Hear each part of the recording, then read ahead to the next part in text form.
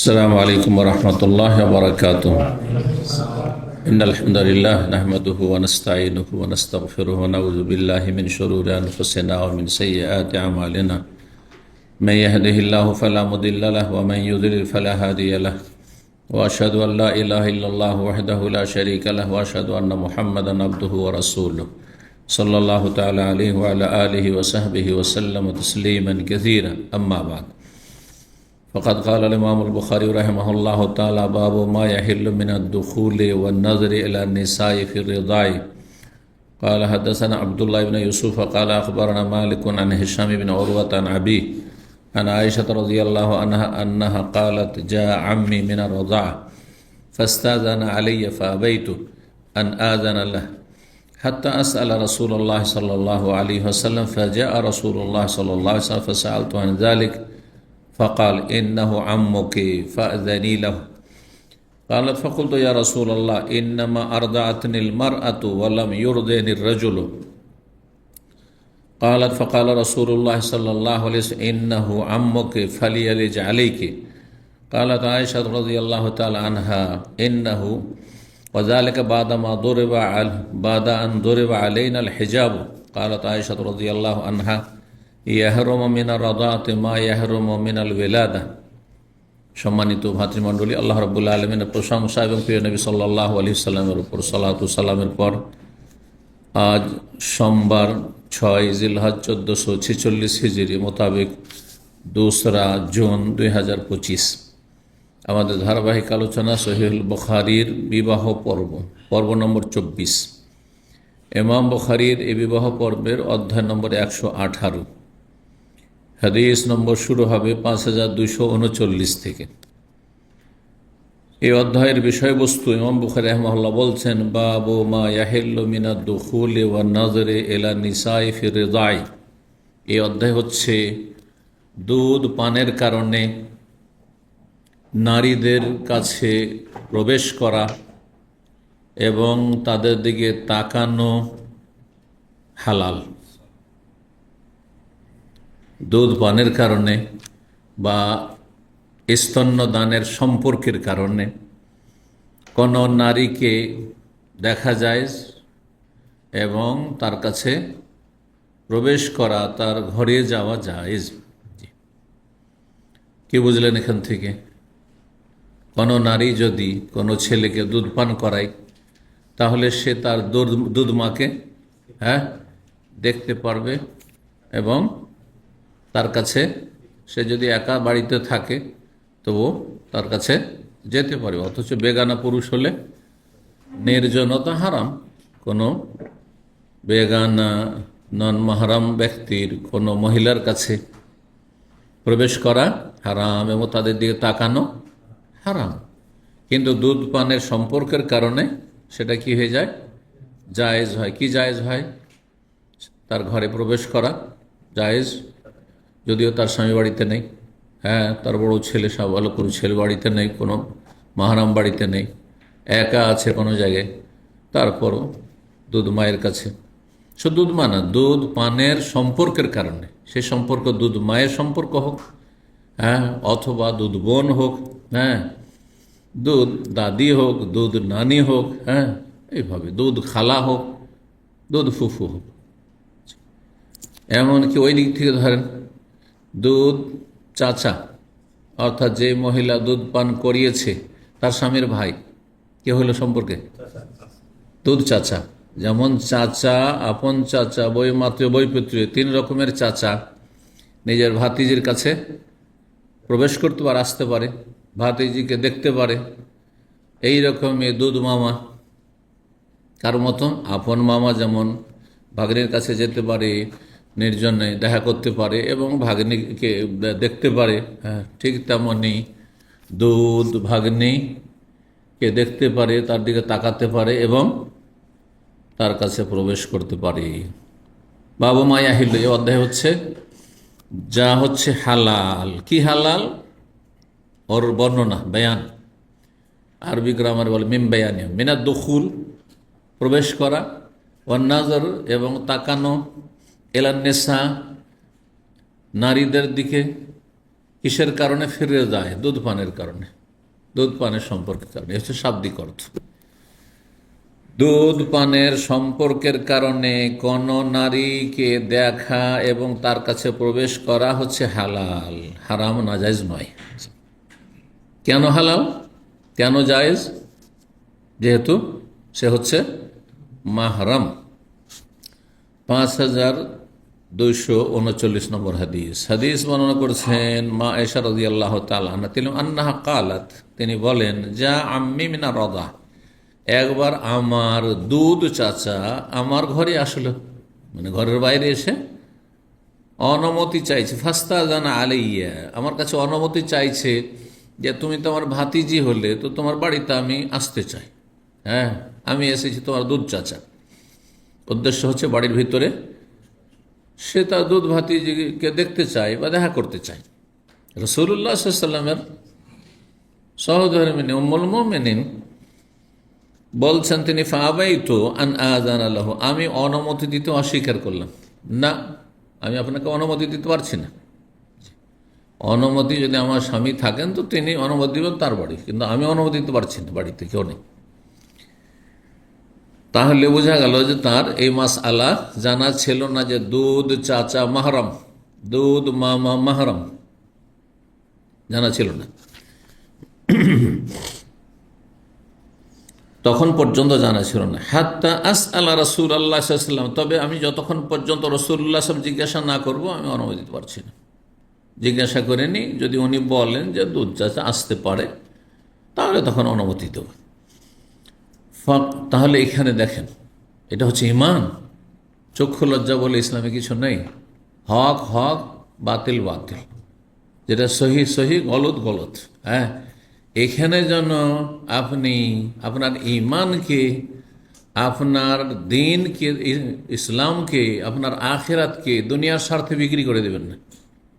চক্ষু লজ্জা, লোকটা আমার বাড়িতে আসতে চাইছে, কি বলে বলো আসিয়েন না, আসেন বসেন বসেন, না মোটেই না। আমার স্বামীর বন্ধু, হ্যাঁ আমার স্বামীর ভাই, বাড়িতে যদিও কেউ নাই, না মোটেই না, স্বামী বাড়িতে নেই, দেবর ভাসুর, না, এই অনুমতি দেওয়ার অধিকার আপনার নাই। বাড়িতে সাবালক ছেড়ে না থাকলেন, নির্জনে একা, যে কোনো সাফেদ না হইতে পারে। আর যদি নাইও হয়, শরীয়তের বিধান একরকম থাকবে না ভিন্ন ভিন্ন থাকবে? যে আমি অলিউল্লাহ সেই জন্য আমি বেগানা মহিলাকে দেখতে পারবো, আর আপনার সাধারণ মানুষ সেই জন্য পারবেন না, চলবে? যেই মাসলা আপনার জন্য সে মাসলা আমার জন্য।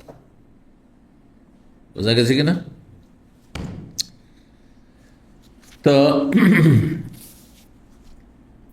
এই জন্য হকের ক্ষেত্রে কোন রকমের সমঝোতা নেই।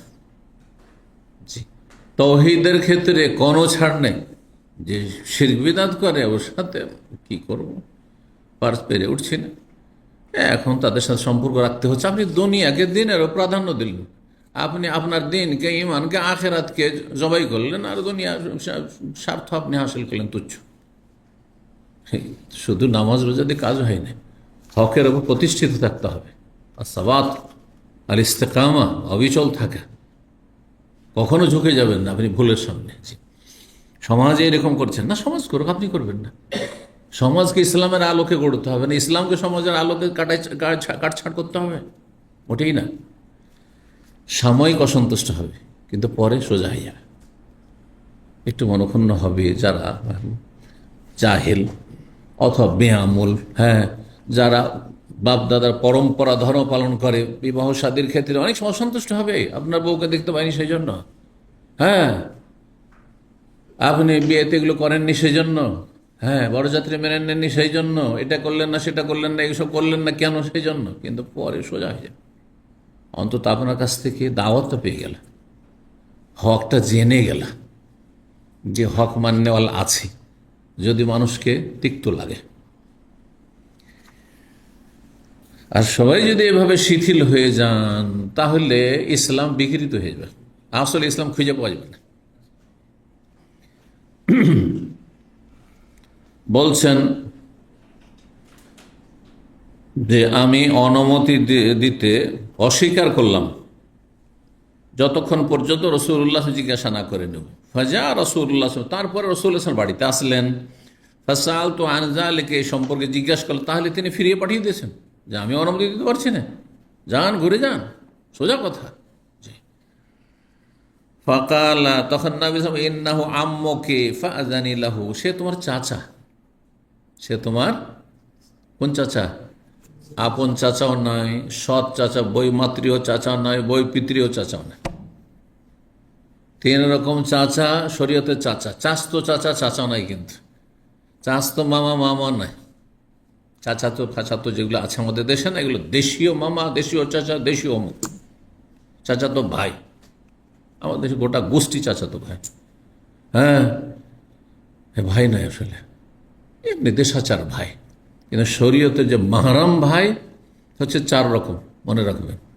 আপন ভাই, বৈমাত্রীয় ভাই, মানে মা আলাদা আর বাপ এক, সৎ। আর বৈপিত্রীয়, বাপ আলাদা আলাদা আর মা এক। তিনটা হইল। আর 4 নম্বর হচ্ছে দুধ ভাই। এইরকমই চাচা, আপন চাচা, বৈমাত্রীয় চাচা, বৈপিত্রীয় চাচা আর দুধ চাচা, এছাড়া কোনো চাচা নেই। চাচতো চাচা, দেশাচার চাচা দেশে বলা হয়, কিন্তু মাহরাম চাচা নাই। চাচতো মামা, দেশাচার মামা, কিন্তু শরীয়তের দৃষ্টিতে মাহরাম মামা নয়।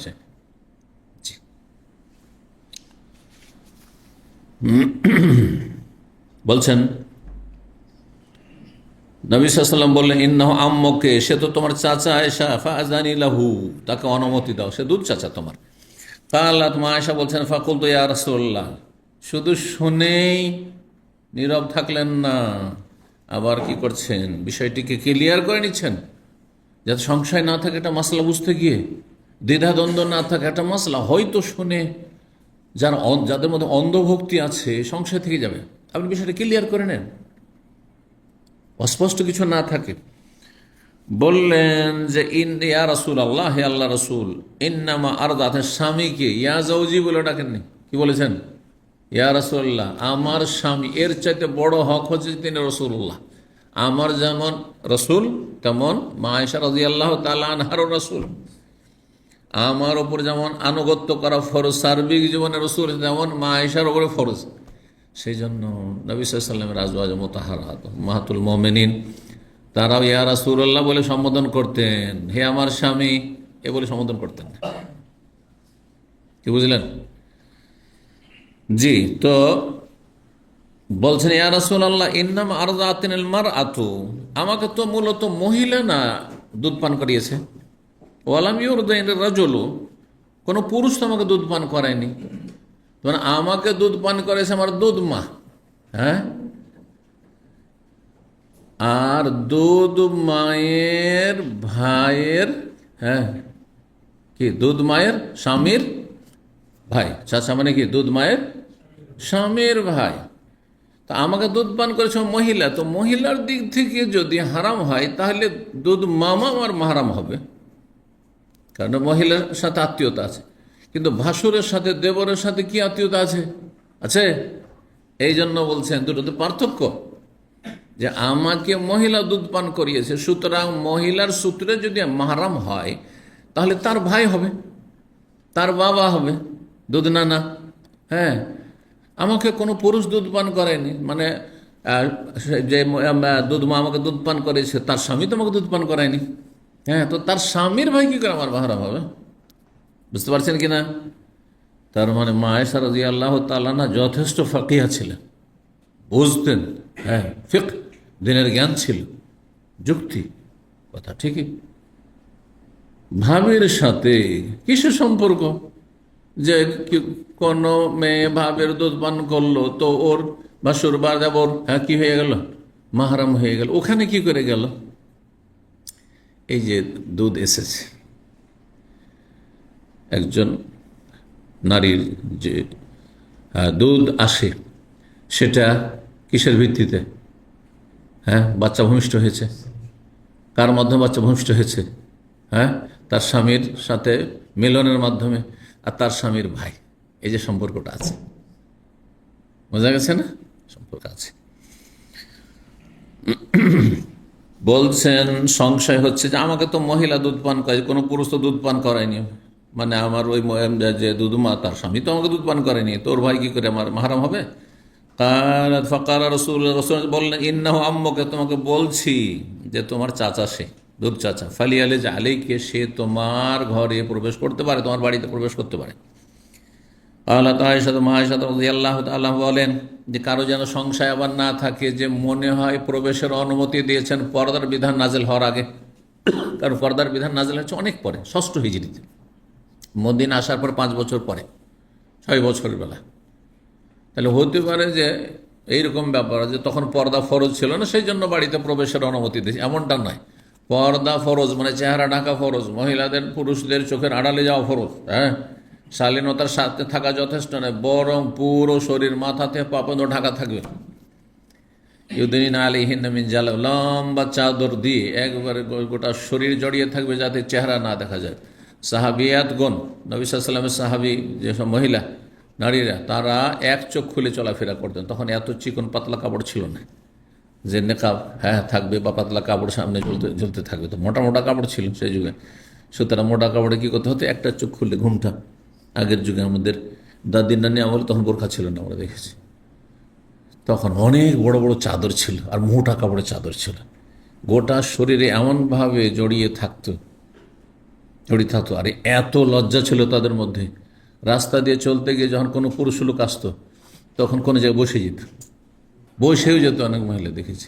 আর না হলে একবারে লুকিয়ে দাঁড়িয়ে হাঁটতো না, পা উঠাইতো না, জি বসে যেত এক গোটা চাদরে, তো এমনি ঢাকায় আছে, আর একটা চোখ খুলে এইভাবে বাঁকা হয়ে চলতো রাস্তায়, কেনারা মাঝ রাস্তায় তো মহিলারা চলতো না। এসব আমার বাল্য জীবনে দেখেছি পর্দানাসীন মহিলাদেরকে। তো নবী সাল্লাল্লাহু আলাইহি ওয়াসাল্লাম বললেন যে সে তোমার চাচা, সে তোমার বাড়িতে প্রবেশ করতে পারে। কালাত আয়েশা, মা আয়েশা রাদিয়াল্লাহু তাআলা আনহা বলেন, ওয়া যালিকা বাদা আন দুরিবা আলাইনাল হিজাব, আর এই ঘটনাটি ছিল আমাদের ক্ষেত্রে হেজাব পর্দার বিধান অবতীর্ণ হওয়ার পরে। দরিবা আলাইনা, পর্দার বিধান যে আমাদের উপর লাগানো হয়েছে শরীয়তে, তারপরে। মা আয়েশা রাদিয়াল্লাহু আরও বলেন একটি কায়দা, নীতিমালা, দুধ পানের মাধ্যমে কি হয়, বলছে ইয়াহরুমু মিন রাদাআতি মা ইয়াহরুমু মিনাল উলাদা, দুধ পানের সম্পর্কের কারণে ওই সব নিকট আত্মীয়রা মাহরাম হয়ে যায়, হারাম হয়ে যায়, তাদের সাথে বিয়ে শাদী হারাম হয়ে যায়, যেমন হারাম হয় জন্মসূত্রে যেসব নিকট আত্মীয়রা হারাম হয়, তাদের সাথে বিয়ে হারাম হয়, ওই রকম সম্পর্কের যারাই আছে দুধ পানের কারণে তারাও কি হয়ে যায়, হারাম, তাদের সাথে বিয়ে হারাম হয়ে যায় বা তারা মাহারাম হয়ে যায়। আপন চাচা, জন্মসূত্রে মাহারাম, ঠিক না? মামা, দাদা, নানা, ছেলে, ছেলের ছেলে, মেয়ের ছেলে মাহারাম, এদের সাথে বিয়ে সাথে স্থায়ী হারাম। ঠিক ওই রকমই দুধ পানের সম্পর্ক কারণে এইরকম যারা আছে তারা হচ্ছে হারাম। জি, 119 নম্বর অধ্যায়ে বলছেন বাবুন, এই অধ্যায় লা তুবাশিরুল মারআতুল মারআতা ফাতানআতুহা লিজাওজিহা, কোন নারী অন্য নারীর সাথে একত্রিত হবে না এমনভাবে যে তার একত্রিত হয়ে তার শরীরের গঠন দেখল। কারণ মহিলার সামনে শরীরের বেশ কিছু অংশ খুলতে পারে, ঠিক কিনা? জি, আপনার হাত খুলতে পারে, তারপরে আপনার মাথা খুলতে পারে, চুল খুলতে পারে, তারপরে গলা পর্যন্ত খুলতে পারে। জি, নাভি থেকে হাঁটু পর্যন্ত ঢেকে তারপরে হাঁটুর নিচের অংশ খুলতে পারে।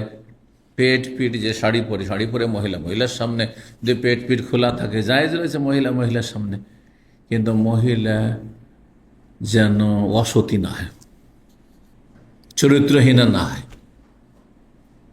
যদি অসতী হয় তাহলে সতর্ক সাবধান রাখতে হবে, শুধু মহিলা হইলে হবে না। কারণ খারাপ চরিত্রের যারা, বদ চরিত্রের মহিলা, তারা যে কোনো মহিলার শারীরিক গঠন দেখে গিয়ে তার স্বামীর সামনে বলতে পারে হ্যাঁ, তার বয়ফ্রেন্ড আছে, তার সামনে বলতে পারে যে অমুকের মেয়ে দেখতে এরকম, অমুকের মেয়ের শরীর এরকম, অমুকের মেয়ে এটা ওইরকম, সেটা বলতে পারে না, পারে না? হ্যাঁ, চুলগুলি এরকম, কারো চুল নেই, কারো চুল উঠে গেছে, কারো চুল পেয়ে গেছে, কারো চুল বেশ লম্বা, এসব বলতে পারে। এগুলি হারাম। পরের মেয়ের বা বেগানা মহিলার বর্ণনা কোনো পুরুষের সামনে দেওয়া আরেকটি হারাম কাজ। ওই হাদিসটি এখানে আসছে, লা তুবাশিরুল মারআতুল মারআতা, কোন মহিলা আরেক মহিলার সাথে এমনভাবে একত্রিত হবে না। এখন ভাব অর্থ করছি, এমনভাবে একত্রিত হবে না যে ফাতান আতহালি জাওজিহা, তারপরে একত্রিত হয়ে একাকার হয়ে তার শরীরে সব কিছু দেখলো, মাথাতে পা পর্যন্ত, গিয়ে তার স্বামীর সামনে তার বিবরণ দেওয়া, বর্ণনা দেওয়া শুরু করলো। হ্যাঁ, স্বামীর সামনে কি করতে লাগলো? তান আতহা, নাত মানে হ্যাঁ বর্ণনা করা, নাত মানে সিফাত, গুণ বর্ণনা করা। মৌসুফ সিফাত যে আরবি গ্রামারে, ওখানে নাতার মানে ও তো এই জন্য বলা হয়। ফাতান আতহালি, স্বামীর সামনে গিয়ে তার বর্ণনা দিতে লাগলো। হ্যাঁ, অনেক অসৎ স্বামী আছে, জিজ্ঞাসা করে, আরে অমুকের বাড়ি দাওয়াত খেতে গেছিলেন, তার ওয়াইফটা কেমন? হ্যাঁ, লম্বা না বেটে? হ্যাঁ, তারপরে পাতলা না মোটা, কালো না সাদা, বুঝছেন না? হ্যাঁ, তারপরে ইত্যাদি আউযুবিল্লাহ। তারপরে যদি আরো গিয়ে, এগুলো মোটেই জায়েজ নয়, জায়েজ নয়। ফাতান আতহালি জাওজে, একজন মহিলা আর একজন মহিলার সাথে খুব কাছাকাছি মিলল। মুবাশারা, মুবাশারা শাব্দিক অর্থ বাশারাতন থেকে, বাশারাতন মানে চামড়া, শরীরে চামড়া, ত্বক, মানে শরীরে চামড়াও দেখলো, হ্যাঁ, রং ঢং দেখলো। তুবাশির মারা, গায়ে গা লাগানো, যেটাকে মুবাশারাত বলা হয়, কাছাকাছি হওয়া। একজন মহিলা একজন মহিলার কাছাকাছি, যেমন একজন পুরুষ আর একজন পুরুষের সাথে গেঞ্জি খুলে ফেলে দিল, লুঙ্গি পরে আছে শুধু, থাকছে না, দেখছেন তো? যদিও মহিলারা এমনটা করবে না যে গোটা শরীরে খুলে দিল, শুধু আপনার নাভি থেকে হাঁটু ঢাকা থাকলো না, তাদের স্তনের ক্ষেত্রে তারা অবশ্যই পর্দা করবে, অবশ্যই পর্দা বেগানা মহিলার সামনে। এই অনেক মহিলারা বেহায়া, মহিলার সামনে স্তন খুলে বাচ্চাকে দুধ পান করায়, এটা শোভনীয় নয়, এটা মোটেই উচিত নয়। কারণ অধিকাংশ মহিলাদের ঈমান দুর্বল, তার স্বামীর সামনে গিয়ে বর্ণনা দিতে পারে, সেটা হারাম কাজ হবে, যার ফলে সতর্ক। নিজের মা, আপন বোন, সেটা ভিন্ন বিষয়। তো নবী সাল্লাল্লাহু আলাইহি সাল্লামের এই হাদিসের অংশ থেকে ইমাম বুখারী অধ্যায় এখানে নিয়ে এসছেন, লা তুবাশিরুল মারআতুল মার, কোনো মহিলা কোনো মহিলার সাথে এমনভাবে একত্রিত হবে না যে তারপরে ফাতান আতহালি জাওজিহা, তার দেহের বর্ণনা দিতে শুরু করলো গিয়ে তার স্বামীর সামনে।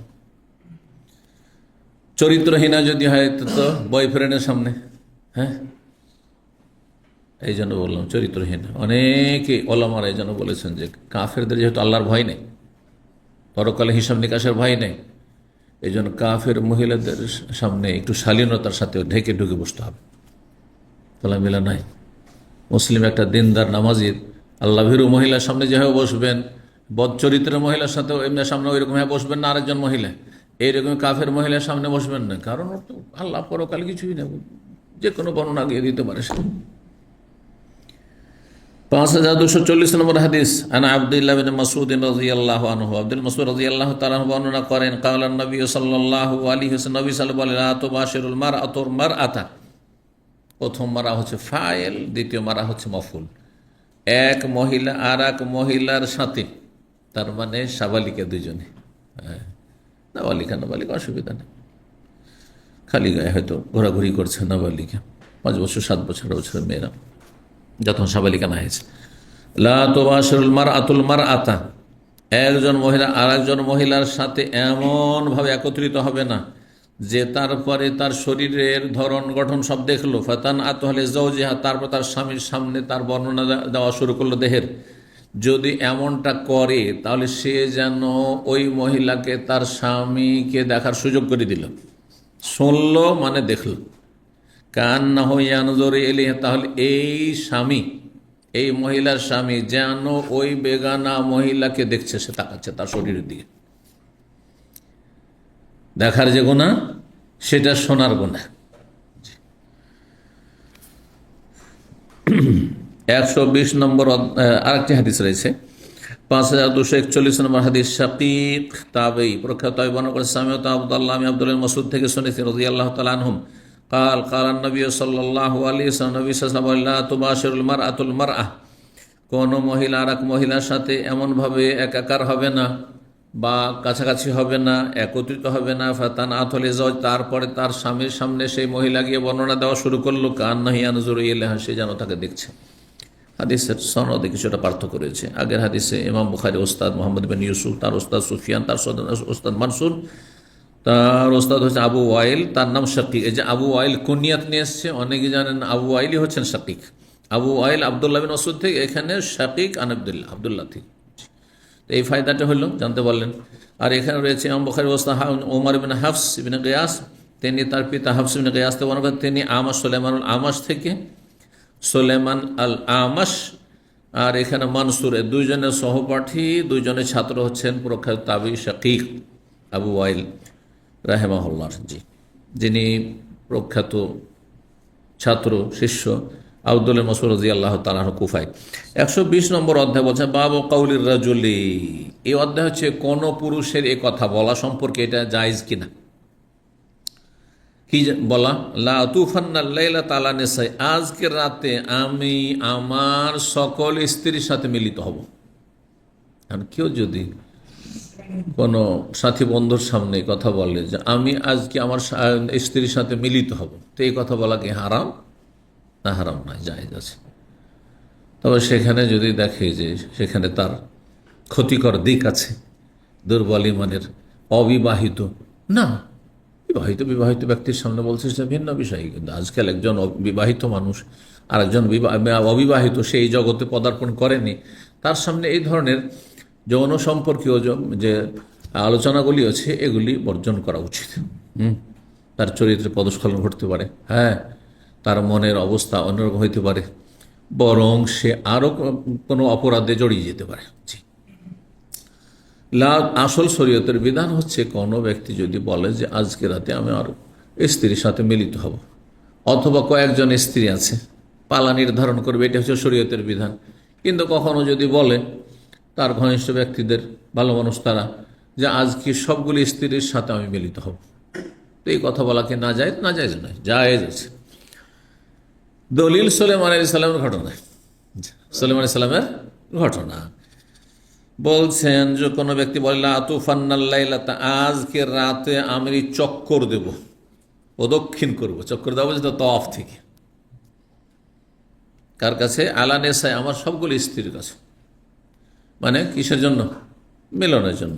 5242 নম্বর হাদিস বর্ণনা করেছেন আবু হুরায়রা রাদিয়াল্লাহু তাআলা আনহু, তিনি বলেন কালা সুলাইমান বিন দাউদ আলাইহিস সালাম, সুলাইমান বিন দাউদ নবীর সন্তান, নবী আলাইহিস সালাম একদিন বললেন, তিনি রাজা ছিলেন, বাদশাহ ছিলেন, বললেন লা তুফান্নাল লাইলাতা, আজকে রাতে আমি মিলিত হব,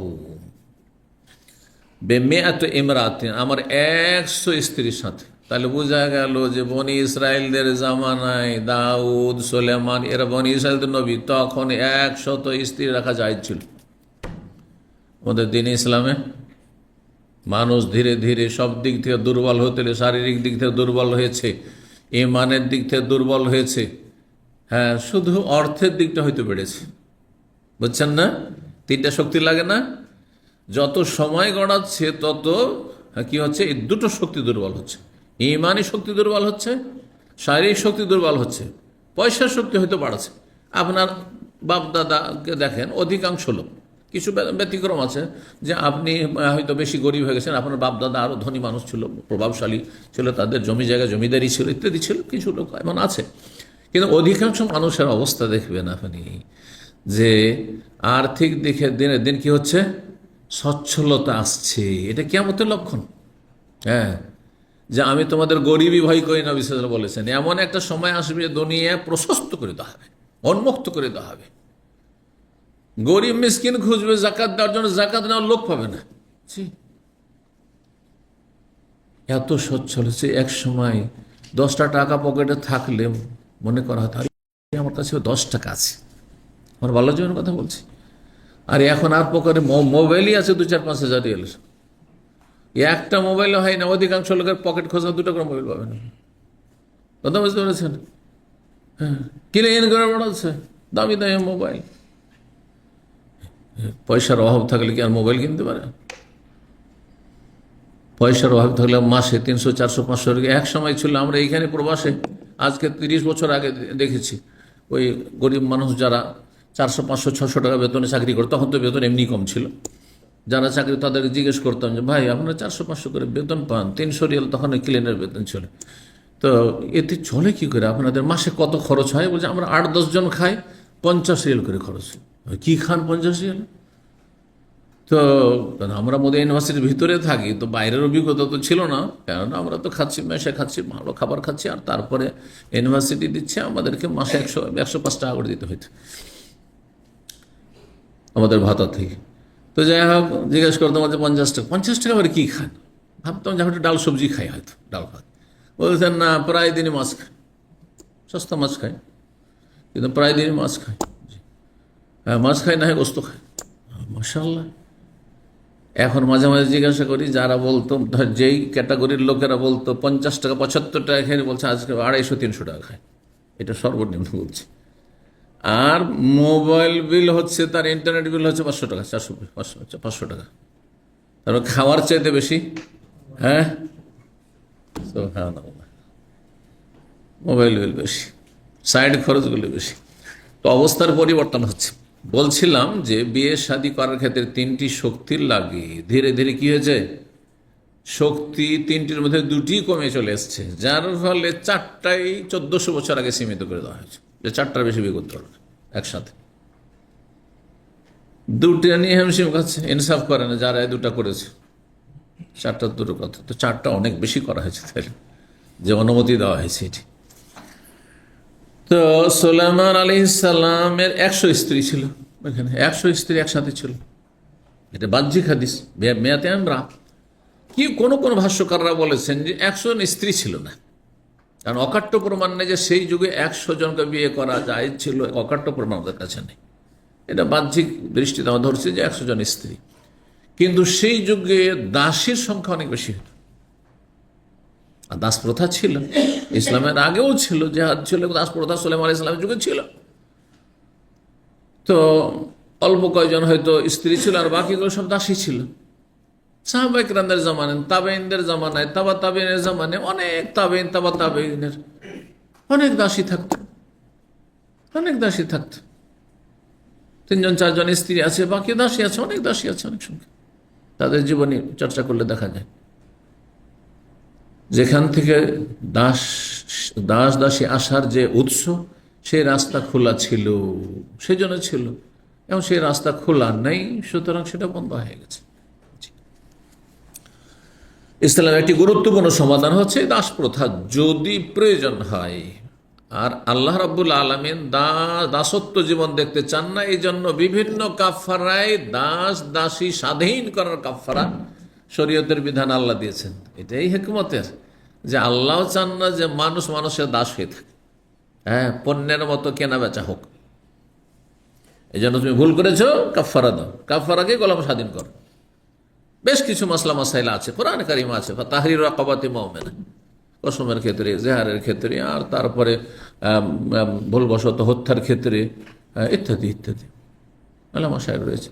রমজান মাসের সহবাস, রোজা অবস্থায় সহবাসের ক্ষেত্রে কত করে মাসাইল আছে। তাহরির রাকাবা, হ্যাঁ, হালতো তোতে করা খাবা, গোলাম আজাদ করা। হেকমত কি যেগুলোতে, হ্যাঁ, ওর লাভ কি হলো? লাভ যে ওই যে একজন দাস ছিল, দাসত্বের জীবন যাপন করছিল, হ্যাঁ, লাঞ্ছনার জীবন, সেই জীবন থেকে মুক্ত হয়ে স্বাধীনভাবে আল্লাহর ইবাদতবন্দি করছে। হতে পারে স্ত্রী 100 জন, আর হতে পারে যে কিছু স্ত্রী ছিল আর বাকিগুলি দাসী ছিল, হতে পারে। আমি আজকের রাতে 100 জন নারীর সাথে মিলিত হব, তাহলে তো কুল্লু ইমরাতিন গোলামা, নিয়ত খুব সৎ, ভালো নিয়ত।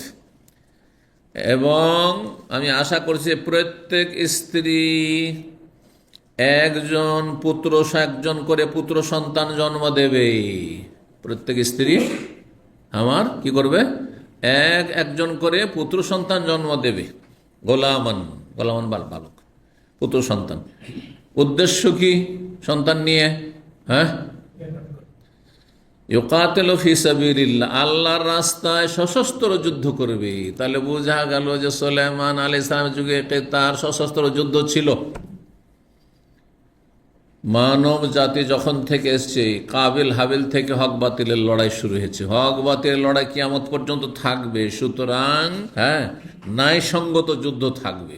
অন্যায় যখন থাকবে, অন্যায়কে নির্মূল করার জন্য, অন্যায়কারীদেরকে দমন করার জন্য, ন্যায় প্রতিষ্ঠার জন্য, ইনসাফ কায়েমের জন্য শুধু ওয়াজ করে হবে না, শুধু কোরআন দিয়ে হবে না, সুলতানও লাগবে। কোরআনের সাথে সুলতান লাগবে, বুঝেন তো? কোরআন মানে আল্লাহর ওহী। আল্লাহর ওহীর কথা আমরা বয়ান করেছি। কয়জন শোনার পরে নামাজ ফজরে আসছে? শুনতে তো আছে, হ্যাঁ, শোনে না? শুনতেই চায় না প্রথম কথা, আর শুনলেও আমল করে না।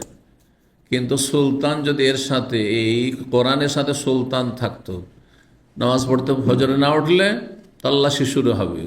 যেমন জাওয়াজাতে তল্লাশি হচ্ছে, কারে কামা নেই, কারে কামা আছে সফর জেল। তাহলে একটাকে বেনামাজি থাকতো। হ্যাঁ, জুমায় যেমন জায়গা দেওয়া যায় না, মসজিদের রাস্তায় নামাজ হয়, এরকম ফজর হইত সুলতান থাকলে। বুঝছেন না? এই যেন সুলতান ছাড়া হক প্রতিষ্ঠা হবে না।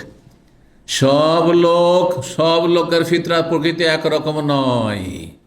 কাউকে কিছু বলতে হবে, নিজে থেকে ভালো হয়ে যাবে। এক ক্যাটাগরি আছে যারা নিজে থেকে ভালো হয়ে যায়, আমাদেরকে ভালো করার চেষ্টা করবে।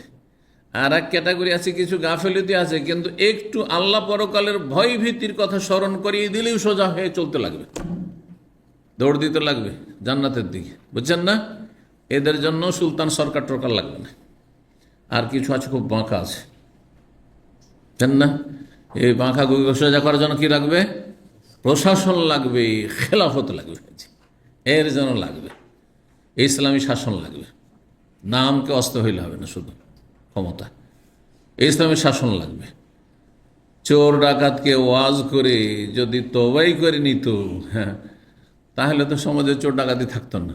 যথেষ্ট ওয়াজ হচ্ছে, ঠিক কিনা?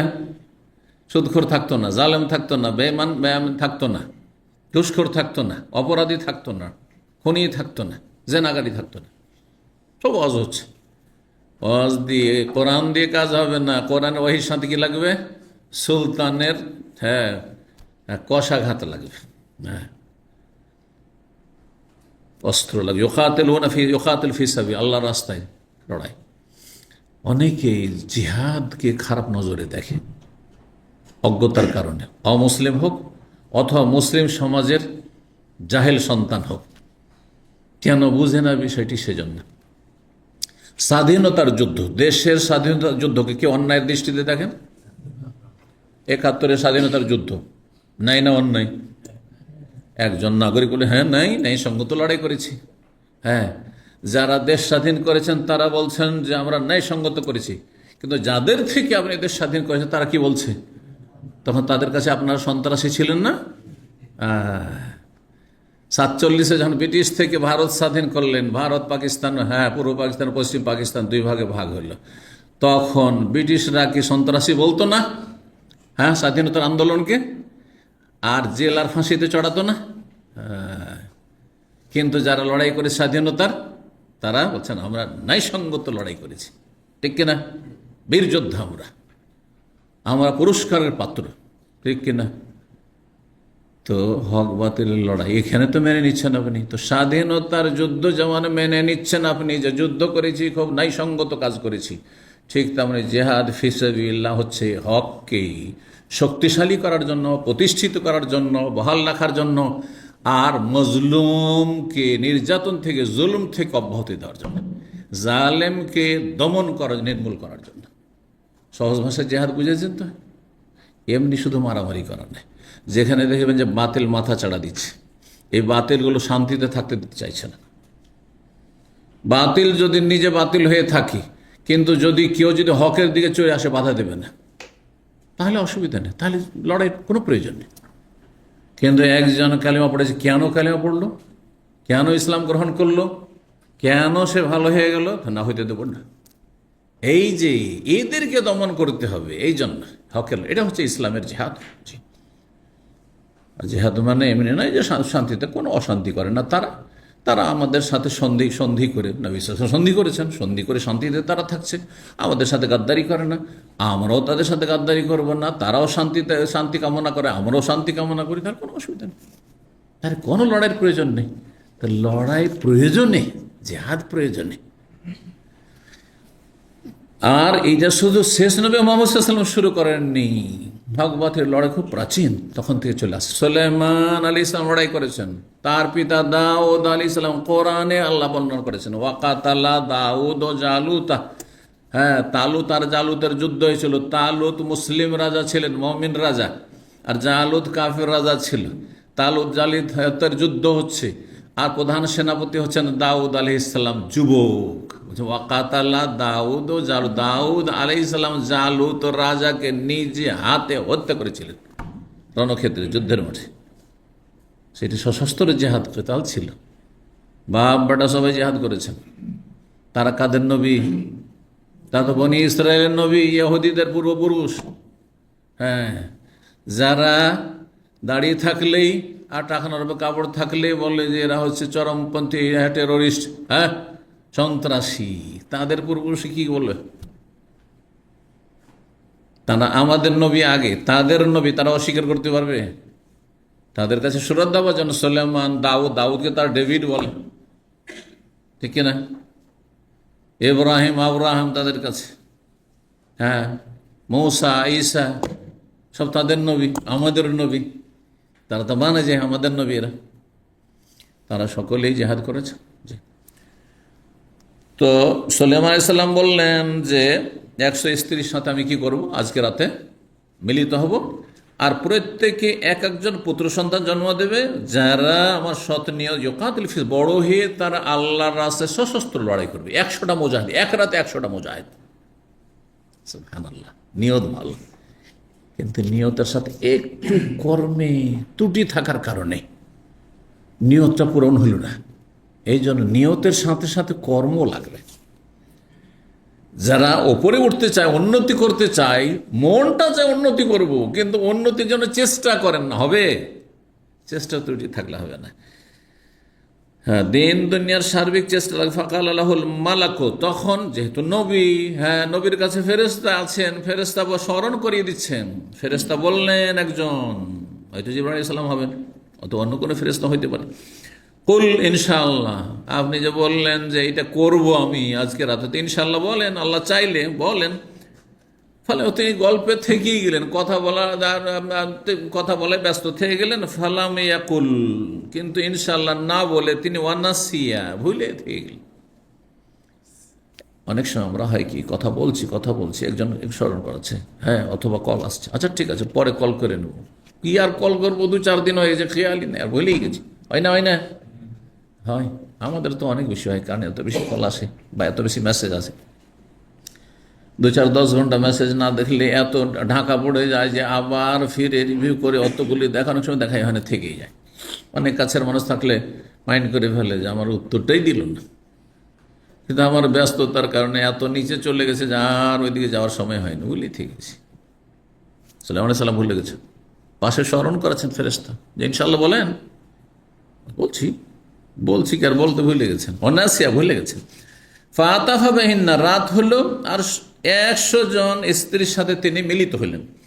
ওয়ালাম তালিদ মিনহুন্না ইল্লা ইমরা, একজনও গর্ভধারণ করল না, হ্যাঁ, সন্তান জন্ম দিল না, একজন মহিলা ছাড়া। সেও যে জন্ম দিল নিসফ ইনসানিন, অপূর্ণাঙ্গ, হ্যাঁ, অপূর্ণাঙ্গ শিশু, অপূর্ণাঙ্গ বাচ্চা, কোনো কাজের হইল না। কালান নবী সাল্লাল্লাহু, তখন নবী সাল্লাল্লাহু বললেন, লাউ কালা ইনশাআল্লাহ, সুলাইমান আলাইহিস সালাম যদি সেখানে ইনশাআল্লাহটা বলেই নিতেন, তকদিরে নেই সেজন্য বলেননি। অনেক সময় তকদিরে না থাকলে হয়ে যাওয়া জিনিস হয় না, সামান্য একটু ভুলের কারণে। যদি ইনশাআল্লাহ তিনি বলে নিতেন লাম ইয়াহনাস, তাহলে তার কসম ভঙ্গ হইতো না, মানে তার আশা পূরণ হইতো। কসম ভঙ্গ হইতো না মানে ওই যে লা আতুফান্না, আমি অবশ্যই লাম তাকিদ আর নুন তাকিদ, 2 তাকিদ আছে, ভাষাবিদরা বলেছেন যেখানে লাম তাকিদ নুন তাকিদ থাকে বা লাকাদ, কাদ কাদ কাদ তাকিদ অবশ্যই, আর লাম মানো তাকিদ। লাকাদ খালাকানাল ইনসানা ফি, নিশ্চয় নিশ্চয়, অবশ্যই, বুঝছেন না? তো এইরকম জায়গায় আল্লাহর কসম উজ্জ থাকে।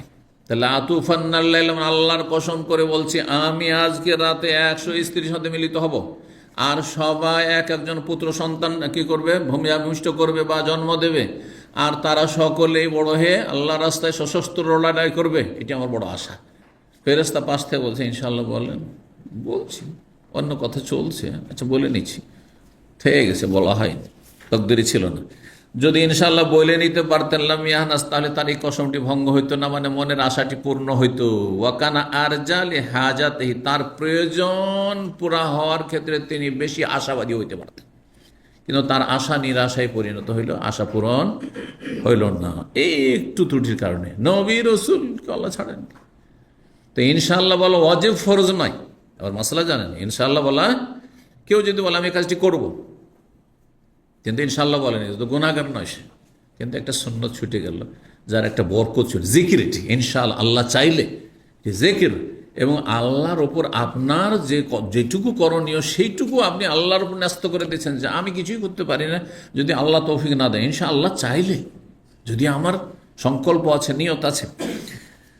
121 নম্বর অধ্যায় বলছেন বাবুন, এই অধ্যায় ছিল আয়াতুরুকা আহলাহু লাইলান ইযা আতালাল গায়বাতা মাখাফাতা ইউখাউবিনাহুম আও ইয়ালতামিস আসারাতিহিম। এই অধ্যায় হচ্ছে বাবুন, কোন পুরুষ যেন তার স্ত্রীর কাছে রাতের বেলা আকস্মিকভাবে প্রবেশ না করে। তারাকা এত রকমানে রাতে গমন করা, অসময় ও তারেক, রাত্রে আগমনকারী বা রাত্রে যা উদিত হয়। জি, সূরা তারেক যে আছে, তারেক থেকে তারাকা এত রকমানে নক করা হয়, আর তারাকা এত রকমানে রাত্রে কোথাও ঢুকা, প্রবেশ করা বা যাওয়া হয়। তো এখানে রাত্রে যাওয়া সম্পর্কে কোনো ব্যক্তি বাইরে ছিল, প্রবাসী ছিল, বিদেশে ছিল, সফরে ছিল, হ্যাঁ, আর বাড়িতে কোনো খবর টবর নেই। আজকাল তো খবর হয়ে যাচ্ছে মাশাআল্লাহ, বিভিন্ন মিডিয়ায় মুহূর্তে মুহূর্তে খবর দিচ্ছেন, হ্যাঁ এখন গ্রামে ঢুকতে যাচ্ছি, এখন ওই জায়গায় আছি, তাই না, পাঠিয়ে দিচ্ছেন ছবি করে। লায়াতুরুক আহলাহু লাইলান, কোনো খবর পাওয়া যেত না। আজকে থেকে 25-30 বছরে কোনো খবর নেই। আমি সন্ধ্যা 8টার সময় গিয়ে আমার শেষ বাস স্ট্যান্ডে গিয়ে পৌঁছে গেছি, ট্রেন থেকে নেমে, সে সৌদি আরব থেকে। বাড়িতে কোনো খবর নেই। রাত 8টার সময় এটা হোটেল, হ্যাঁ, ইসলামিয়া হোটেল, তারা মাশাআল্লাহ আমাকে খুব চিনত আর খুব সম্মান করতো, কারণ আমাদের দেশে মাদানি পাওয়া যেত না তখন। গোটা পশ্চিমবঙ্গে মাত্র টোটাল 3 জন মাদানি, তার একজন আমি। তো 3 জন একসাথে হয়নি, 2 জন করে। এই ছিল অবস্থা তখন মদিনা ইউনিভার্সিটিতে, এত মানে কম ছেলে আসতো। তো রাত 8টা চলে যাব, এখন টমটম পাওয়া যাবে, রিক্সা পাওয়া যাবে, চলে যাব। তো ওরা একবার আমাকে ধরে নিল, যে যায়েন না মাওলানা সাহেব, মাওলানা বলে জানতো তখনকার যুগ আমাদের দেশে, মাওলানা সাহেব যায়েন না, রাত মাগরিবের পর, সূর্য ডুবার পরে পরে ছিনতাই হয় এখানে, এই 3 কিলোমিটার গিয়ে ছিনতাই হয়। আমি বললাম যে আলেমদের চিন্তা করবে না, তখনকার যুগটা ভালো ছিল, এখন তো আলেমরাও ছাড়ে না। তো এক সময় ছিল আলেমদের, মুসলমান বেশিরভাগ চিন্তাই করতো এই কাজ অপরাধগুলি, আর আলেমদের একটু শ্রদ্ধা করতো।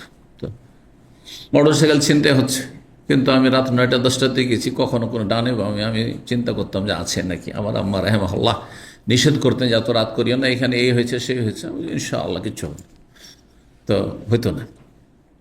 তো যাই হোক, তারপরে ওরা যেতে দিল না, থেকে গেল। সকালবেলা গেলাম, কোনো খবর নেই বাড়িতে, বাড়িতে খবরই নেই। জি, আজকে থেকে প্রায় 30 বছর আগে, কিন্তু 27 সালে তার আগে। জি, তো অবস্থার পরিবর্তন হচ্ছে, বলেন আলহামদুলিল্লাহ এসব নিয়ামতের ওপর। তো হঠাৎ করে প্রবাসে আছেন আপনি, দীর্ঘ সময় বাইরে আছেন, আর আপনি রাতের অন্ধকারে চলে যাবেন বাড়িতে, এটা করবেন না। কখন? বিশেষ করে 2-4 দিন হয়েছে, 3 দিন হয়েছে, আর জানছে চলে আসছে, না ওটা অসুবিধা নেই। কিন্তু এজা আতাল আল গাইবা, দীর্ঘ সময় যখন আপনার অনুপস্থিতি ছিল, বাইরে ছিল, প্রবাসে ছিলেন, কেন এই কাজটি করবেন না? বলছেন মাখাফাতা আই ইউখাউনাহুম, মাখাফাতা আই খাওয়ানা ইউখাউনা, খেয়ানত থেকে। এর মানে এই আশঙ্কায়, এই ভয়ে যে কোনো একটি অপ্রীতিকর অবস্থা তাকে সন্দিহান না করে, তাকে সন্দিহান না করে, এটা না অশ্বাসা না দিয়ে দেয় যে আমার স্ত্রী খেয়ানত করছে। এইরকম হয়েছিল কেন? ধরেন টেলিফোনে কথা বলছে কারোর সাথে, আর ও ভাইয়ের সাথে কথা বলছে, ওর বাবার সাথে হয়তো কথা বলছে, বা আর কারোর সাথে কথা বলছে, কিন্তু আপনার সন্দেহ এত রাতে কেন কথা বলছে? তার মানে কারোর সাথে হয়তো এর সংযোগ হয়ে গেছে। শয়তান সুযোগ নিতে পারে না, পারে না? এই আশঙ্কায় রাতের অন্ধকারে হঠাৎ করে ঢুকবে না, যে সন্দিহান না করে তাকে। আও ইয়ালতামেসা আসারাত, ইয়ালতামেসা মানে তলাশ করা, আসারাত মানে ভুল ত্রুটি, তার কোনো ভুল ত্রুটি তার নজরে দৃষ্টিগোচর না হয়, হ্যাঁ, তলাশ না করে ফেলে। এইরকম কিনা হয়ে আছে, এইভাবে কেন? যদি আপনি বাড়িতে না, স্বামী বাড়িতে নেই, আর খুব যদি এবারে মেকআপ করে থাকে, তবুও সন্দেহ হইতে পারে, আরে এত মেকআপ কেন, আমি নেই, কোনো খবর নেই, আবার এত সুন্দর সাজগোজ কেন? তার মানে ব্যবসা খারাপ হইতে পারে। শয়তান সুযোগ দেবে না, দেবে না? আবার এর বিপরীত হয় যে স্বামী নেই, কার জন্য সাজগোজ করব আমি, সুতরাং গোসুলি করেনি, বগলে শরীরে গন্ধ, হ্যাঁ, আর ময়লা ছেঁড়া ফাটা কাপড় পরে আছে, আর হঠাৎ করে গিয়ে হাজির, দেখার পর একটা অরুচি হয়ে গেল, আরে এই স্ত্রী নিয়ে শান্তি পাবো না, হতে পারে না, পারে না? কি যখন আগে থেকে জেনে আমার স্বামী আসছে, আপনার মতো সে প্রস্তুতি নেবে, বহু হিকমত রয়েছে। তো 5243 নম্বর হাদিস বর্ণনা করছেন তাবেঈ মুহারিব ইবনে দেসার বলছেন, সামি'তু জাবের ইবনে আব্দুল্লাহ রাদিয়াল্লাহু আনহু, আমি জাবের ইবনে আব্দুল্লাহ রাদিয়াল্লাহু তাআলা আনহুকে বলতে শুনেছি, তিনি বলেন, কানান নবী সাল্লাল্লাহু আলাইহি ওয়াসাল্লাম ইয়াকরাহু আন ইয়াতিয়া আর-রাজুল আহলাহু তুরুকান, নবী সাল্লাল্লাহু আলাইহি ওয়াসাল্লাম অপছন্দ করতেন যে কোনো পুরুষ ব্যক্তি তার পরিবারের কাছে গমন করবে রাতের অন্ধকারে। রাত্রিবেলা অন্ধকার হয়ে গেছে, এশা হয়ে গেছে, রাত 10টা 11টা 12টা, হঠাৎ করে বাড়িতে পৌঁছে গেলেন, করবেন না, বিনা খবর দিয়ে। খবর যদি অগ্রিম দিতে পারেন তাহলে ঠিক আছে, যেভাবে দেন না কেন। 5244 নম্বর হাদিস ইমাম শাফিঈ রাহিমাহুল্লাহ বর্ণনা করছেন, তাবেঈ আন্নাহু সামিআ, তিনি শুনেছেন জাবের বিন আব্দুল্লাহ রাদিয়াল্লাহু তাআলা আনহুকে বলতে, কালা রাসূলুল্লাহ সাল্লাল্লাহু আলাইহি ওয়াসাল্লাম বলবেন, রাসূলুল্লাহ সাল্লাল্লাহু আলাইহি ওয়াসাল্লাম বলেন, ইযা আতালা আহাদুকুমুল গায়বাতা, তোমাদের কোনো ব্যক্তি দীর্ঘ সময় যদি বাড়ি থেকে অনুপস্থিত থাকে, প্রবাসে থাকে, 6 মাস, 1 বছর পরে, 2 বছর পর আপনারা যেমন যাচ্ছেন, কেউ কোনো সফরে গেছে, জানে না যে কখন আসবে, ফালা ইয়াতরুকু আহলাহু লাইলান, তাহলে তার পরিবারের কাছে রাত্রে আকস্মিকভাবে গমন করবেন না, হঠাৎ করে গিয়ে ঢুকবে না। হঠাৎ করে ঢুকলে আর একটা দিক আছে, সেটা হচ্ছে চোর ডাকাত মনে করে, হ্যাঁ, খুন করে দিতে পারে। হ্যাঁ, ধরেন আপনার স্ত্রী একাই আছে, তো ওখানে আপনার শালা আছে হয়তো, হ্যাঁ, আর সে ভাবছে যে বাড়িতে হয়তো চোর ঢুকেছে অস্ত্র নিয়ে, আর এরকম ঘটনা ঘটতে পারে। এইরকম পরিস্থিতি তৈরি হয়েছে, এইরকম ঘটনা আমি শুনেছি। খুন হয়েছে না, খুন করার জন্য প্রস্তুত, হঠাৎ বলছে আমি আছি রাতের অন্ধকারে। ও তো দরজা খোলা দেখে বলছে নিজের বাড়ি, আমি দরজা খুলছি, দরজা খোলা দেখে অস্ত্র নিয়ে দাঁড়িয়ে গেছে দরজার পাশে মারার জন্য। হইতে পারে। আবার আল্লাহ না করে সবার স্ত্রী তো ভালো মানুষ নয়, খারাপও হইতে পারে। আল্লাহ না করে হয়তো কোনো বেগানা পুরুষ আছে, আর যা করে চোখের আড়ালে থেকে যেত, দাম্পত্য জীবনটা মোটামুটি সুখী থেকে যেত, আর আপনার বাচ্চাগুলোর প্রতিপালনটা ভালো হইতো, তোবা করে নিত, হয়তো ঢাকায় থেকে যেত ওর মাঝে আর আল্লাহর মাঝে। হ্যাঁ, কিন্তু আপনি দেখে ফেললেন, হলো কি, হয়তো ছেলে মেয়ে আছে, মহাবিপদে পড়লেন আপনি, আর কলঙ্কের শেষ নেই, আপনি সমাজে আপনি মুখ দেখাতে পারছেন না, হইতে পারে না। সেই সময় রাগের অবস্থা আপনি নিজেকে সামলাতে পারলেন না, কোনো একটা দুর্ঘটনা ঘটিয়ে দিলেন, মেরিয়ে ফেলে দিলেন, হইতে পারে না। তাহলে ইসলামে যে কোনো বিধান দেওয়া হয়েছে তার বহুমুখী হিকমত রয়েছে। কারো জন্য কোনোটা ঘটার সম্ভাবনা রয়েছে, কারো জন্য কোনোটা ঘটানোর সম্ভাবনা রয়েছে। আল্লাহ হেফাজত করুন। 122 নম্বর অধ্যায়ে বলছেন, বাবু তালাবিল ওয়ালাদ, এই অধ্যায় হচ্ছে বিবাহ শাদীর মাধ্যমে সন্তান কামনা করা। সন্তান নামক একটি গুরুত্বপূর্ণ উদ্দেশ্য হচ্ছে বিবাহের কি করা, সন্তান নেবেন আপনি। এই নয় যে আমি এমন দেখে বিয়ে করবো যাতে বাচ্চা না দেয়, কোনো বরকত নেই। জেনে শুনে আপনি এইভাবে যদি করেন, বা আগে থেকে প্ল্যান, আমি বাচ্চা নেবো না, বেশি কোনো বরকত নেই সব জীবনে, অশান্তির শেষ নেই। এরা মানে রোগ আর বালা মুসিবতের কবলে বেশি এরাই, এই শ্রেণীর লোকেরা।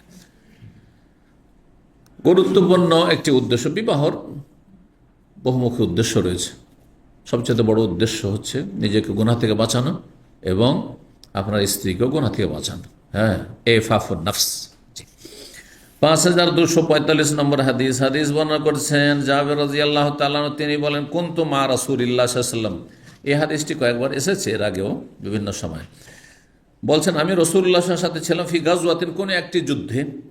তারপরে ফিরে ফালাম্মা কাফালনা, যখন আমরা ফিরে আসলাম, তাবুকের যুদ্ধ হচ্ছিল। তাআজ্জালতু আলা বাইরিন কাতুফিন, আমি একটু দ্রুত চলতে লাগলাম, বা আপনি দ্রুত বা বলছেন যে তাআজ্জালতু, দ্রুত আমি হাঁকাইতে লাগলাম উটকে, আলা বাইরিন, এমন একটি উটের পিঠে চেপেছিলাম, কাতুফিন, যেটি ছিল একেবারে অলস, দুর্বল, আর তার সাথে কিছু থাকে লেজি থাকে, দুর্বল নয়, হ্যাঁ শারীরিক দিক দিয়ে খুব সুন্দর, কিন্তু একবার অলস, চলতে চায় না। ধীর গতি সম্পন্ন, ধীর গতি সম্পন্ন। আঞ্চলিক ভাষা কিছু আছে আপনাদের, যে বলদ, হ্যাঁ লাঙ্গলে হালে লাগালে অথবা গাড়িতে লাগালে, গরুর গাড়ি দেখেছেন তো, কেউ দেখেছেন না? দেখেন নাই? গরুর গাড়িতে বসে যায়, চলতে চায় না। হ্যাঁ, কি বলে ওই বলদটাকে? কি বলে? হ্যাঁ, আইলসা তো অলস থেকে, ও তো মানুষ আইলসা হয়, নবাবের আইলসা, এই কিন্তু প্রবাদ আছে।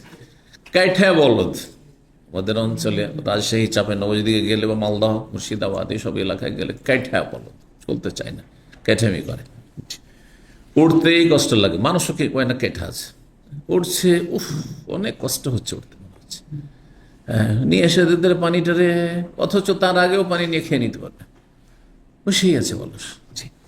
কতুফিন, তো এইরকম অলস উঠছিল, হ্যাঁ ধীর গতি সম্পন্ন উটের পিঠে আমি তাড়াহুড়া করে হাঁকাইতে শুরু করলাম। মদিনার যেমন কাছাকাছি হয়েছে, সন্ধ্যায় লেগে আসছে, আমাকে তাড়াতাড়ি পৌঁছতে হবে, কারণ নতুন বিয়ে করে রেখে গিয়েছে জাবের বিন আব্দুল্লাহ। বলছেন যে ফাল্লাহি কানি রাকুন খালফি, আমাকে দেখে আমার পেছন থেকে একজন আরোহী এসে আমার সাথে মিলিত হলেন। পিছন থেকে একজন আসছেন, আমি যখন দ্রুত যাওয়ার চেষ্টা করছি, তা আমার পেছন থেকে এসে আমার সাথ ধরলেন। ফালতাফাত্ত, আমি বুঝতে পারেন যে কে আসছেন, কিন্তু হঠাৎ করে ঘুরে দেখি কে, কার মোট এসে আমার সাথ ধরে নিল, অথচ আমি তো খুব জলদি করছি। ফাইদা আনাবে রাসূলুল্লাহ, দেখছি যে রাসূলুল্লাহ সাল্লাল্লাহু আলাইহি ওয়াসাল্লাম আমার সাথে এসে মিলিত হয়ে গেছেন, হ্যাঁ ওঠ তাড়িয়ে। তাআলা এসে বলছেন, মা ইউজিলুকা, খুব আদর করতেন, স্নেহ করতেন যাবেকে, কারণ তার আব্বা ওহুদের যুদ্ধে প্রথম শহীদ হয়েছিলেন আব্দুল্লাহ। বলছে, মা ইউজিলুকা, এত তাড়াহুড়া কেন, হ্যাঁ এত জলদিবাজি কেন, মা ইউজিলুকা। কুলতু, আমি তখন, এমনি হাদিসু আহদিন বে উরসিন, আমার নতুন নতুন সদ্য বিয়ে হয়েছে মাত্র, আমার নতুন নতুন বিয়ে হয়েছে, বিয়ে করে তো ভাবছি যে রাতটা রাস্তায় না কেটে যায়, আবার নবী সাল্লাল্লাহু আলাইহি ওয়াসাল্লাম হুকুম না হয়ে যায় যেখানে আরাম কর, পরে সকালবেলা যাব, তো সন্ধ্যা লাগার সাথে সাথে যাতে করে পৌঁছে যেতে পারি। তাহলে বিকরান তাজাওয়াজতু আম সাইয়্যিবান, কুমারী বিয়ে করেছো না অকুমারী বিয়ে করেছো, বিধবা অথবা তালাক প্রাপ্ত বিয়ে করেছো? কুলতু বাল সাইয়্যিবান, না আমি অকুমারী বিয়ে করেছি, বড় মেয়েকে বিয়ে করেছি, যে বুঝে, সংসার বুঝে, কারণ 9 বোন ছিল তার। এই 9 বোনের দেখাশোনা, একটা কুমারী ওই রকম আমার বোনগুলির মতো কুমারী নিয়ে আসবো তো কী করে দেখাশোনা করবে, সমান সমান হয়ে যাবে। সুবহানাল্লাহ, বৃহৎ স্বার্থে, সবসময় নিজের স্বার্থে মানুষ বিয়ে করে না, অনেক সময় সংসারের স্বার্থে বিয়ে করে। তো অল্প বয়সের ছেলে কিন্তু। কালা ফাহাল্লা জারিয়াতুন, বলে একটা বালিকাকে বিয়ে করতে তুমি, কুমারী, তোলায় বহা, সে তোমার সাথে আমোদ প্রমোদ করতো, ও তোলায় বোকা, তুমি তার সাথে আমোদ প্রমোদ করতে, আর সে তোমার সাথে আমোদ প্রমোদ করতো, আনন্দ ফুর্তি একটু করতে। অল্প বয়সী হলে তার সাথে একটু হাসি খুশি বেশি করা যায়, কিন্তু যদি সে সমান সমান বয়সের বা বেশি বয়সে স্বামীর চাইতে বেশি বয়সে হয়ে যায়, তো ওইভাবে আর সম্ভব হয় না তখন। কালা ফালাম্মা কাদেমনা, যখন আমরা আসলাম এবার মদিনার কাছাকাছি, যাহাবনা লিনাদখুল, এখন মদিনায় প্রবেশ করতে চাইলাম, যে মদিনায় ঢুকিয়ে পড়ি, চলে এসছে মদিনা, এখন ঢুকিয়ে পড়ি। কালা, সন্ধ্যা হয়ে গেছে, সন্ধ্যা হয়ে গেছে, সূর্য ডুবে গেছে, অন্ধকার হচ্ছে। তাহলে আম হেলু, থামো থামো, বাড়িতে হুট করে ঢুকবে না। এই জন্য সুন্নত হচ্ছে মসজিদের যান, মসজিদে গিয়ে সফর থেকে আসলে 2 রাকাত পড়া সুন্নাত। ওতে বহু ফায়দা রয়েছে। গ্রামের লোকেরাও দেখা সাক্ষাৎ করতে চায়, আপনার সাথে দেখা সাক্ষাৎ আগে হয়ে গেল। আত্মীয় স্বজন ভাই বেরাদর আছে, চাচা আছে, চাচাতো ভাইয়ের আছে, সব দেখা সাক্ষাৎ হয়ে গেল, আর তারপরে ওদেরকে বিদায় করলেন। অনেক সময় হয় কি, আমরা বাড়িতে ঢুকে এলো, হঠাৎ করে ঢুকার সাথে সাথে গোটা গ্রাম এসে হাজির। ঢুকে এসে বাড়িতে একটু আরাম পায়নি, অমুক দেখা করতে এসে, তো অমুক সাক্ষাৎ করতে, অমুক ডাকছে, অমুক বসে আছে। আরে পেরেশানি শেষ নেই। ওর চাইতে ভালো ছিল 10 মিনিট 15 মিনিট ওখানে যদি মসজিদ আপনি নামাজটাও পড়ে ইবাদত হইতো, আর ওদের সাথে সালাম করে দিয়ে বিদায় করে দিয়ে ওখান থেকে এসে বাড়িতে আরামে ঢুকতেন। আপনি স্ত্রী মা বোনদের সাথে আপনি আরামসে তখন কথা বলতে পারতেন। বুঝছেন না? সুন্নাত পালনে বড় ফায়দা আছে। তো বলছেন যে কালা, হ্যাঁ আমরা ঢুকতে চাইলাম, আমহেলু থামো, হাত্তা তাদখুলু লাইলান আই ইশাআন, এক্ষুনি ঢুকবে না তোমরা, সাথে সাথে গিয়ে ঢুকবে না মাগরিবের সময়, এশার সময় ঢুকিও। আর বলে পাঠাও বাড়িতে কাউকে, সংবাদ দাও, বাড়িতে পৌঁছে যা খবর, হ্যাঁ খবর পৌঁছে গেল তাদের কাছে, যাতে করে তোমাদের স্ত্রীরা একটু সাজগুজ করে নেয়। লেকাই তামতে সাথে তামতা সেতা সাইয়েসাতো, তামতা সেতা মুশ থেকে মানে চিরুনি করা, আর সায়েসা মানে হচ্ছে বিক্ষিপ্ত চুল বিশিষ্ট। তো যেসব মহিলারা বিক্ষিপ্ত চুলে আছে, বিক্ষিপ্ত চুলা মহিলা, যাদের চুল বিক্ষিপ্ত হয়ে আছে, কোনো সাজগোজ করেনি, যেহেতু স্বামী বাড়িতে নেই, যেন চুলগুলিকে একটু সুন্দর করে সিঁথি করে নেয়, চিরুনি করে নেয়। ও তাস্তাহেবাল মগিবাতু, আর যেসব মহিলাদের স্বামীরা অনুপস্থিত, দীর্ঘ সময় বাড়িতে নেই, তাদের নাভির নিচের লোম হয়তো পরিষ্কার করেনি, বড় হয়ে গেছে, তোমাদের জন্য যখন মিলনে যাবে অরুচির কারণ হইতে পারে, সুতরাং তারা যেন খুর ব্যবহার করে নেয়, অর্থাৎ নাভির নিচের পশম পরিষ্কার করে নেয়। তারপরে বলছেন হাদাসানে সেকা, একজন নির্ভরযোগ্য ব্যক্তি বর্ণনা করেছেন, আন্নাহু কাল, তিনি বলেন ফি হাযাল হাদিস, এই হাদিসে বলেছেন যে রাসূলুল্লাহ সাল্লাল্লাহু আলাইহি ওয়াসাল্লাম বললেন জাবের কি, আল কাইসা ইয়া জাবের, হে জাবের সন্তান, বুদ্ধিমত্তার পরিচয় দাও। কাইস মানে হচ্ছে বুদ্ধিমত্তা, হ্যাঁ বুদ্ধিমানের পরিচয় দেওয়া। কাইয়েস মানে বুদ্ধিমান। কাইয়েস যখন বলেন, আল কাইয়েস মান দান নাফসা, নিজের হিসাব যে নিজেই করতে পারে, নিজের বিবেক বিবেচনাতে নিজেই হিসাব করে, সে ব্যক্তি সবচেয়ে জ্ঞানী। আর কাইস মানে হচ্ছে বুদ্ধিমত্তা। আল কাইসা মানে তুমি বুদ্ধিমত্তার পরিচয় দাও, বুদ্ধিমত্তার পরিচয় দাও। আর বৈবাহিক জীবনে বুদ্ধিমত্তার পরিচয় হচ্ছে তাড়াতাড়ি সন্তান গ্রহণ করা। বাচ্চা যাদের তাড়াতাড়ি হয়ে যায়, হ্যাঁ 40-50 এখনো বয়স হয়নি, আর ছেলেরা কাজে লেগে গেছে, ফ্রি হয়ে গেছে, ঠিক কিনা? কিন্তু যে নিজেই 40 বছর বয়সে বিয়ে করেছে, অথবা বিয়ে করেছে হয়তো 30-25 বিয়ে করেছে, কিন্তু বাচ্চা 10টা বছর নেব না, একটু আমোদ ফুর্তি করবো। অনেক মূর্খ এরকম আছে, 10 বছর বাচ্চা নেই, তারপরে বাচ্চা নেওয়ার পরে প্রেশার, সুগার, আর রোগের শেষ নেই, হার্ট অ্যাটাক।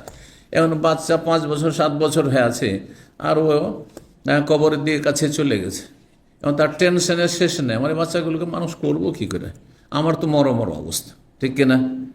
এই জন্য বিলম্বে বিয়ে করাতে বহু ক্ষতি রয়েছে, বিলম্বে ছেলে মেয়ে নেওয়াতে বহু ক্ষতি রয়েছে। দীর্ঘ সময় আপনার বার্ধক্যে আপনাকে পড়ে থাকছে। এই যে প্রবাসে অনেক বুড়ো মানুষরা 60 বছর বয়স হয়ে গেছে, দেশে যেতে চায় না, বলছে যে কি করব, আমরা সংসার চালানোর মতো লোক, ছেলে আছে, বড় আছে, কাজের নেই, অথবা বড়ই নেই, ছোট হয়ে আছে, দেরি করে বিয়ে করার কারণে। তো হে জাবের কি করো, বুদ্ধিমত্তার পরিচয় দাও, বুদ্ধিমত্তার পরিচয় দাও। ইয়ানিল ওয়ালাদ, উদ্দেশ্য ছিল নবী সাল্লাল্লাহু আলাইহি ওয়াসাল্লামের যে সন্তান নাও। 5246 নম্বর হাদিস, একই হাদিস জাবের বিন আব্দুল্লাহ রাদিয়াল্লাহু তাআলা বর্ণনা করেন, নবী সাল্লাল্লাহু আলাইহি ওয়াসাল্লাম বলেন, ইজা দাখালতা লাইলান, তুমি যখন রাত্রিবেলা প্রবেশ করে বাড়িতে, মানে বাড়ি চলে গেলে কাছাকাছি, ফালা তাদখুল আল হালকা, চট করে তুমি নিজের পরিবারের কাছে যেও না, হ্যাঁ বাড়িতে ঢুকে যেও না। হাত্তা, কতক্ষণ পর্যন্ত, একটু সময় দাও, 1 ঘন্টা আধা ঘন্টা সময় দাও শরীরের পরিচর্যা করার জন্য, গোসল না করে থাকে, পরিষ্কার না হয়ে থাকে, পরিষ্কার পরিচ্ছন্ন হওয়ার জন্য, সাজগোজের জন্য। হাত্তা তাস্তাহেদাল মগিবাতু, যার স্বামী, যেই নারীর স্বামী অনুপস্থিত, সে যেন খুর ব্যবহার করে নিতে পারে, তার মানে পশম পরিষ্কার করে নিতে পারে।